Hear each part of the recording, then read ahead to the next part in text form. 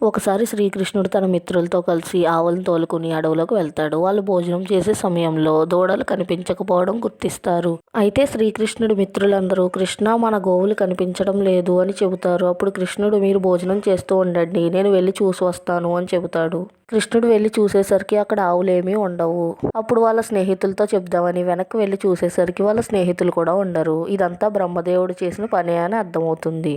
బ్రహ్మదేవుడు ఒక రహస్య ప్రదేశంలో వాళ్ళ మిత్రుల్ని ఇంకా ఆవుదూడల్ని దాచేస్తాడు. ఇది గ్రహించిన శ్రీకృష్ణుడు ఆవుదూడలు మరియు వాళ్ళ స్నేహితుల రూపంలో వాళ్ళ ఇంటికి వెళ్తాడు. ఇలా ఉండగా సంవత్సరం గడిచిపోతుంది. అయితే సంవత్సరం బ్రహ్మదేవుడికి ఒక క్షణకాలంతో సమానం. బ్రహ్మదేవుడు తిరిగి కిందకి వచ్చి చూడగా దూడల రూపంలో ఇంకా తన స్నేహితుల రూపంలో ఉండే శ్రీకృష్ణుడు బ్రహ్మలు ఇంకా విష్ణువు రూపాల్లో మారిపోతాడు. అప్పుడు బ్రహ్మదేవుడు దాన్ని చూసి ఆశ్చర్యపోయి శ్రీకృష్ణుడి కాళ్ళ మీద పడి నన్ను క్షమించు అని వేడుకుంటాడు. అందరూ చెప్పండి, జై శ్రీకృష్ణ.